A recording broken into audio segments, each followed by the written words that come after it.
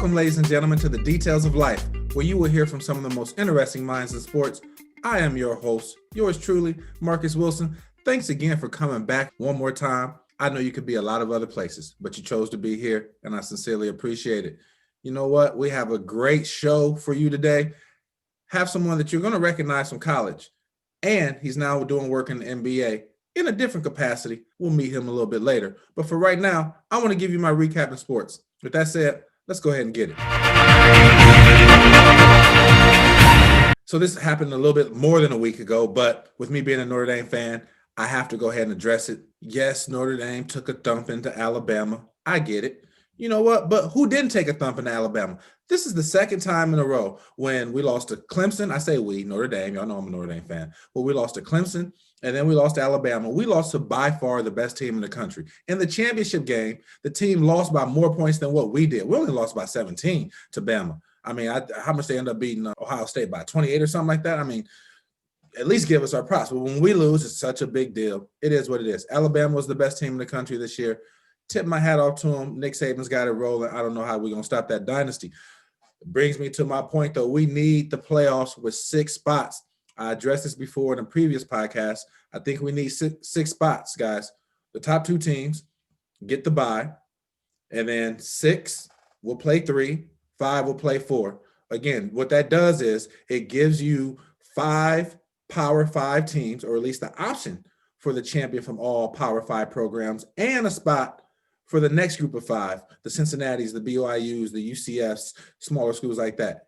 Let's just add a couple more teams in the pot. I think we'll get a better product. Moving on to college basketball. For me, the big story is all the game cancellations. Every time you get excited for a game, I'm so mad that COVID took away Gonzaga versus Baylor when we were getting ready to see that game last month. But so many game cancellations, can't get a good continuity. Teams are scouting a game and then all of a sudden having to readjust and play another game that they weren't planning on playing.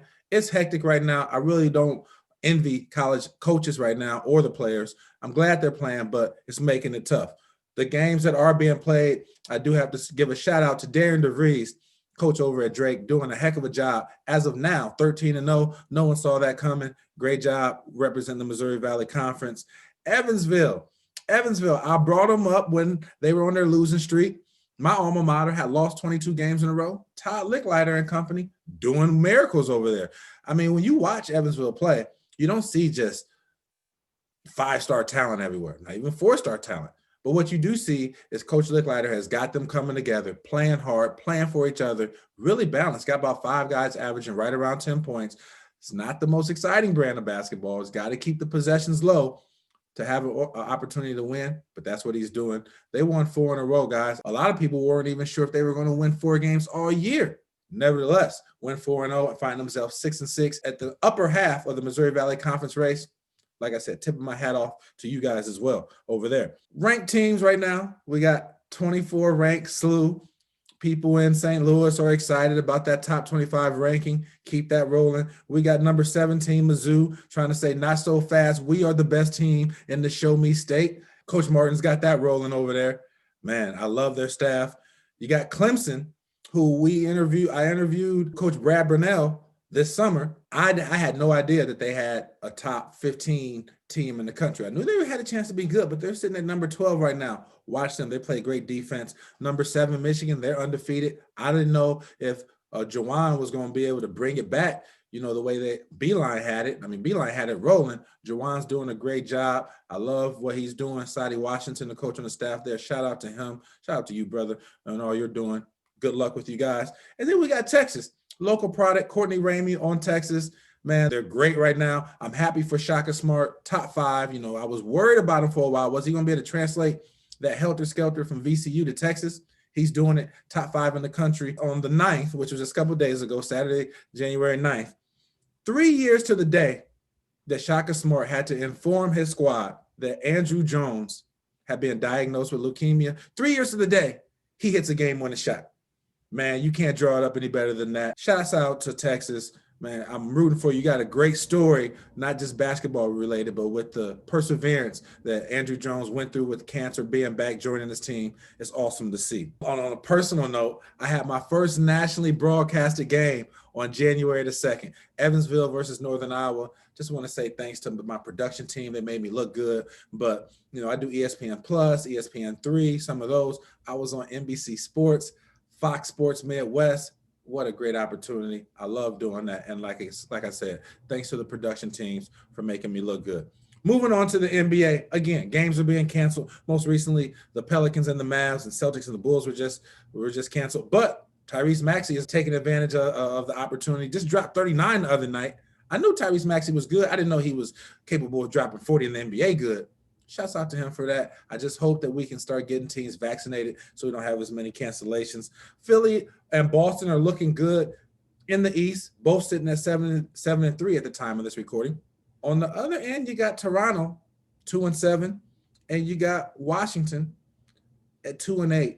Now, Bradley Beal is averaging 35 points a game. Love Bradley Beal. Love what he does on the court, off the court. Great guy.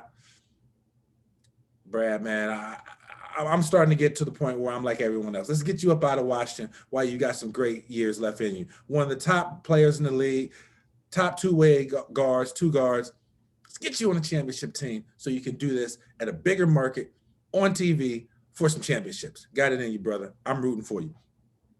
In the West, you got the Lakers and the Suns looking good. If I don't know if y'all remember, when the bubble came back last year, the Suns were playing well. They just missed the playoffs. Picked up right where they left off. Love what they're doing over there. Houston's looking suspect at 3-5. We got New Orleans at 4-5, which I think is a disappointment. And the reason I say that is you got Ingram, Zion, Lonzo Ball, Bledsoe, Steven Adams, Josh Hart, and JJ Redick all have played every game. So they've played 9 games and they're sitting at 4-5. If a couple of them had been hurt, I would say, wait till they get their whole team back. The whole team's back. That was pretty much the team last year. I expected more. I hope they turn around. Great young group. I'm just looking for some more success out of them. Moving on to the NFL. We got the playoffs. My two teams that I got 3 teams that I really support. I got hometown Indianapolis Colts. I got close to hometown Chicago Bears. And then I kind of root for the Chiefs because I live in Missouri. The Colts and the Bears both got in. I didn't expect the Colts to go up to Buffalo and beat them. I mean, the kid is playing well. Allen, the quarterback, 324 yards, 2 touchdowns, had another over 50 on the ground. But he's playing great. Shouts out to them. Rams upset the Seahawks. Bucks, Tom Brady went ahead and got them their first win since 2002, I believe. We're going on 20 years now in the playoffs. Shout out to the Bucks for that. Ravens and Titans, they held Megatron or whatever you want to call Derrick Henry in check. Great job there by the Ravens. When you can play defense like that, you got a chance to win. And then, you got the Saints beat the Bears. That's my second team. So both of my teams made the playoffs. Both of my teams were out in the first round. But at least I had reason to celebrate. And then the Browns, the best game of the weekend. They saved it for last on Sunday night and did not disappoint. 28 points in that first quarter. Got the upset over the Steelers. I'm happy for them. They needed to get over that hump. Meant a lot for the city of Cleveland. In closing, next week, I got Bills-Ravens. I'm going with the Bills. Packers-Rams. I'm going with the Pack. Browns-Chiefs. As much as I love Cleveland, I'm going with the Chiefs. And then we got Bucs-Saints. I think this is the last hurrah for both of these quarterbacks, really, to get a legitimate chance of winning the Super Bowl. I'm going with Tom Brady. Never bet against the greatest quarterback of all time. With that being said, thank you so much for this week in review. And now we're going to bring in today's guest, Drew Nicholas. Many of you may know his name from his time at Maryland. Won a national title there in 2002. Was an all-conference guard. To be all-conference in the ACC, you got to be able to get it. And that dude could definitely put the ball in the bucket. After college, went and had a great year in Europe. Played for some of the top teams in Spain. Won 2 EuroLeague championships, led the EuroLeague in scoring multiple times. I mean, you name it, he did it. Efes Pilsen, some of the Panathinaikos, even the people that don't know much about European basketball know some of those names. He played at the highest of levels. After that, came back to the United States, was doing some things, and got into the NBA working as a scout. What I was interested in is, what do these scouts look for when they're evaluating players? What gets them high up on that draft chart? And even more importantly, what do they look for off the court that could eliminate a player from being drafted? How deep do they go into the investigations of your Twitter, of your IG, of TikTok, all those other things? I'm telling you guys, it's going to blow your mind how deep these NBA teams go. But let's hear it from the man himself. So without further ado, let's go ahead and bring in Drew Nicholas.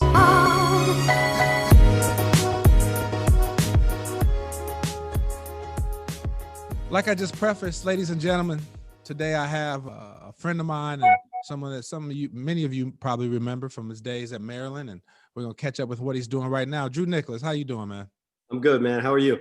I'm doing good. Thanks for coming on. We'll go ahead and jump right in. Like I said, you have a wide range of experiences with basketball, but going back to your days at Maryland, I remember you being a hooper and a shooter.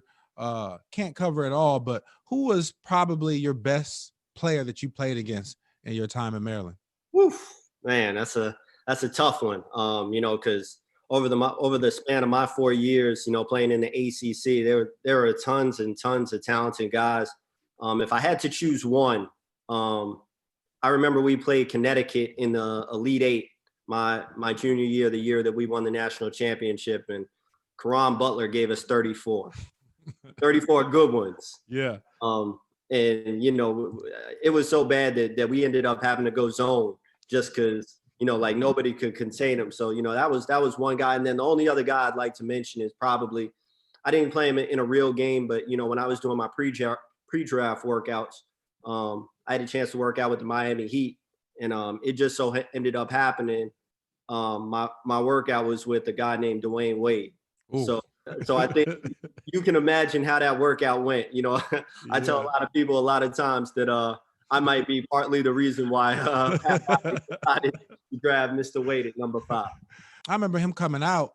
I remember him being I thought he was just an athlete. I had no idea he was going to be as good as what he is right now. I had no idea at that time was I thinking Dwayne Wade would be, in my opinion, and I know this is disputable, probably the third best shooting guard of all time behind MJ and Kobe, right? No. I mean, there's some other people, Clyde Drexler, there's some other people in there, but D Wade is most people's. Definitely, no question, top 5. And yes, I agree with you, top 3. And, and I tell people all the time, like the jump that he made, because again, I worked out with him and on that day, he was that much better than me, but I never envisioned that he would go on to have the career that he had. So, goes to him. And I mean, obviously whatever he did, it worked out for him. Right. Moving on. After that, you went on and played. How many years professionally did you play? 10 years. 10 years. Yep. A little bit here and there. And we talked about a little of this before I started recording. I have some crazy overseas stories. I was held up at knife point in Turkey. I was held hostage in Ukraine. You played in Turkey as well in the EuroLeague. So throughout some of your experiences in Europe, what was maybe your craziest overseas story? It's actually funny because I think the craziest story didn't necessarily have to do with anything that was outside of the court, but it happened in Turkey. So my second year in Turkey, I was with Efes Pilsen, and we were getting ready to go to Serbia. Like I think this is probably like a Friday or a Saturday. We had a game in Serbia on the following Wednesday, and something happened at the U.S. Embassy in Serbia. So they bombed the U.S. Embassy. And so President Bush at the time came out with a statement basically stating that all Americans should not go to Serbia during this time because we don't necessarily know what's going on. And so, and there was probably 5 or 6 Americans on our team. I mean, and we were stacked. Like, I'm sure all these guys that I'm going to mention, you remember Scooney Penn, Lauren Woods, Kenny Gregory, Andre Hudson. We were all on the same crew. Man, and so, that's a tough squad. Yeah, we were deep. And basically our club, they didn't tell us anything. They were just kind of acting as if it's everyday business. And now all of a sudden Monday rolls around and we're still like, yo, what's up? I'm talking with people back home. I'm talking with my agent. Should I go? Should I stay? And actually our coach at the time was David Blatt, the ex-coach of the Cleveland Cavaliers. And, now he just worked with the New York Knicks for a little while. And finally Tuesday night, after practice, I let Coach Blatt know. I called him up considering he had been American, so he could kind of relate to what I was saying. I was, Coach, I don't feel comfortable about going. Right. And he was like, it's gonna be all right, just come. But in my heart of hearts at the time, I wasn't comfortable with doing it. So it ended up being me and a couple of my other teammates decided not to go. So they ended up going. They played the game. Unfortunately, they lost. And then when they came back, I got released because I decided not to go. But eventually it all worked out in the end, because then from there I ended up going to Panathinaikos, where I won 2 EuroLeague championships. So it's got a funny way of working itself out, I guess you could say. Man, people don't understand how cutthroat it is in Europe. I was telling someone today, my first 2 to 3 years in Europe, I don't even think I unpacked my bag. Right. I was that, because I've seen so many Americans have 2 bad games in a row. Then the next thing you know, you're like, where Drew at? Like he was just balling. Right. And they'll send you home. And it's not like America, guys. So people out there listening, it's not guaranteed contracts. They say it's guaranteed, but countries like Turkey, those Eastern European countries, you are not seeing a dime out of that. France, Italy, Spain, maybe. Right. And not Turkey. So you won 2 EuroLeague championships over at Panathinaikos? Who was all on your squad over there, and who was your coach? I mean, it's Zeljko Obradovic, who I know a lot of Americans don't know that name, but I mean, he's a legit Hall of Famer, and he is the best coach that I ever played for, like hands down, not even close. But some of the names I played with, Sarunas Jazikavicius, who obviously played in the league for 4 or 5 years. Mike Batiste, who had a great EuroLeague career. Nikola Pekovic was on my team. Big Peck, he played with the Timberwolves for a number of years. So I mean, we were stacked, man. I mean, great teams. Just from how you explained the story from Turkey to Panathinaikos, some European clubs decide to get more Americans, some get more Europeans, and your game could fit with both. I mean, how many Americans did you have on your team at Panathinaikos? Just 2, just me and Mike. Right. Yeah. Just 2. And then you said it was 6 at Turkey. Right. So yes, this is a crazy adjustment. So any of you guys is looking to get overseas in Europe, you're going to have to learn how to fit your game into how they're playing. Because you could have probably went over there and averaged 24. I'm just guessing on your EuroLeague championship team, 15 or less. I think my highest average, my 3 years at Panathinaikos, was maybe 11. Yeah. And our highest, score, we probably had like 6 or 7 guys that averaged between 8 and 13. Yeah. I mean, we were that balanced. We had guys who, the game might revolve around, but then they were making plays for others. And then, other guys were feeding off of that. But yeah, it wasn't like, especially once you get to the EuroLeague level, there's very, very few high successful teams where you got one guy who's averaging exactly 20 right. plus. It just doesn't happen. Yeah, man, that's cool to talk about. So moving on to where you're at now, you're a scout. I want to learn a little bit more about the details of that job, but being a scout in the NBA. So for those of you who don't know, Drew was working with the Timberwolves, is now with the 76'ers. A lot of people say they want to get into the game. They want to either be a coach or a trainer or a scout. What did your path to being a scout look like? How did you get there? It's funny because it wasn't even necessarily something that I was looking to do. When I retired, I always knew that I was a basketball lifer. I always knew that I was going to do something within the game. So that's why immediately when I retired, I started doing broadcasting. And then after I did broadcasting for a couple of years, and then I transitioned into coaching. I was an assistant high school coach down here in Florida for a year. And then coincidentally, it just so happened that, while I was playing overseas in Europe, so I had developed a relationship with a guy who was at the time an assistant general manager for an NBA team, but then had transitioned out and he was in the agent business. And we were just having a conversation one day and he was like, you know what, Drew, like, I think you'd be a perfect fit of being in an NBA front office. And it was something that honestly, like a light bulb just switched on just that day. Yeah. And I had never even given it any thought. Well, I gave it some thought, but I thought that it was going to be hard for me to get into those doors because I had never played in the NBA. Yeah. But then, he threw my name out there a little bit, and then it just so ended up happening. I got an interview with the Timberwolves, and the rest has been history from there. I tell people this all the time, people and kids, relationships matter. How you treat people matter. When I don't care how good you are in college, they're going to remember how you treated them your senior year. And you can say, oh, it's been 12 years later. I've matured. I've grown. man, it's important to treat people well. I'm sure if you were a jerk back in the day, there's no way he's throwing your name out there to be a scout. Man, and I know this is one of the things that you're probably going to want to segue into, but it's such a huge part of now, me as a scout now, of our evaluation of players. I mean, Yep. what we do in terms of how much time and resources we spend on going back and speaking to a kid's high school geography teacher. And, that was probably maybe 5 years ago, but, and we understand that sometimes kids are immature, but, those are the types of things that I think that a lot of people don't understand of the things that we look for when we're trying to decide who we're going to select in our organization. No, you're exactly right. I do want to get to that. I think that's the meat and potatoes of this conversation. Before I get to that, if you're a player out there and you're wondering, how do I get noticed, right? Can I take the Dame Lillard route, play at Weber State, or is it better that I go to the ACC and I'm playing against high level competition every day?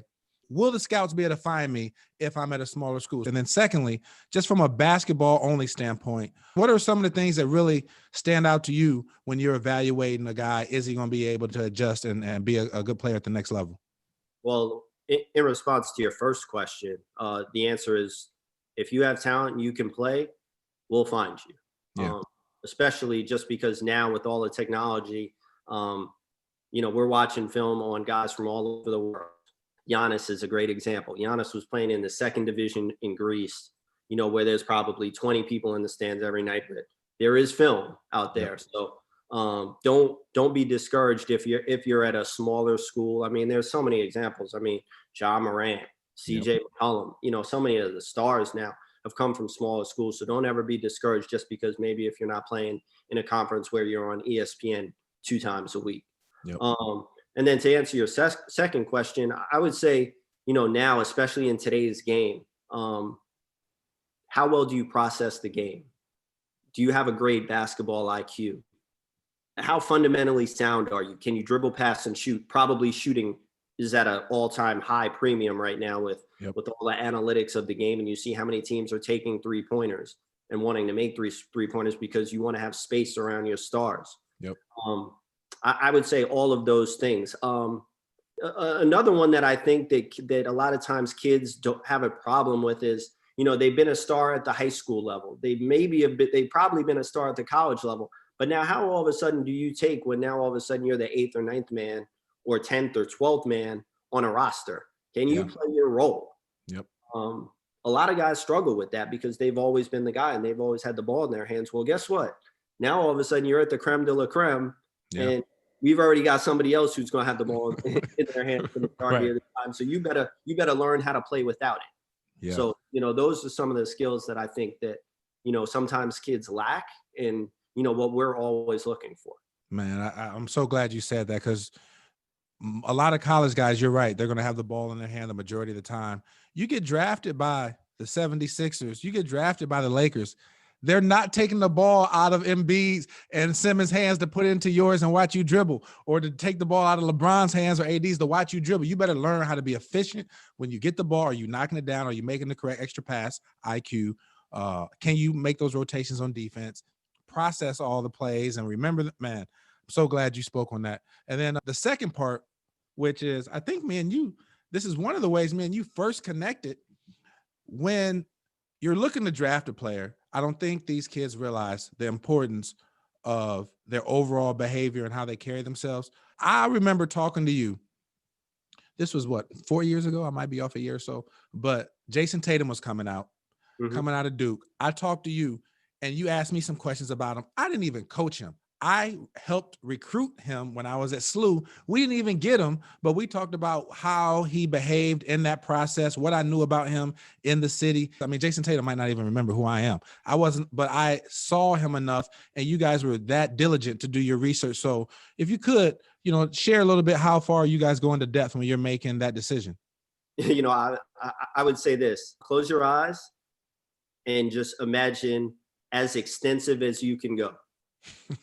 That's how far we're willing to go in order to try to learn as much as we can about a particular prospect. I mean, Marcus, let's say you're the owner of a business and you're about to invest $7 to $10 million in that particular thing or that particular person. Wouldn't you want to know just about everything you can? Everything I can get. Before you decide to make that decision. So for all the young kids that are out there watching, one of the most uncomfortable situations is when sometimes we're in a draft process with somebody and we bring out a sheet of paper that's a copy of the kid's Twitter or Instagram, and we slide them the sheet of paper and we say, explain this. They look at it, and it could be from like 2014, and they're befuddled at what potentially they might have been saying. And sometimes, it's innocent. Sometimes it's innocent rap lyrics or something like that. But other times there's some stuff in which it's like, what was your process? Why were you thinking about even putting something out there like that? And now all of a sudden you got to sit here and answer it, years down the road.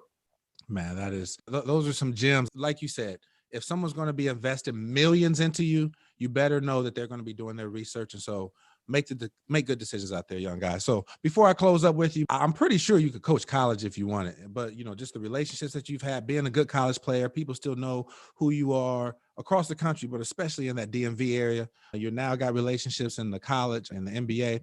What's next for Drew Nicholas in the next 5 years? Where do you see yourself? Are you trying to move up in the scouting world? Are you trying to get into coaching? You start your own business? What can we expect next from you in the upcoming years?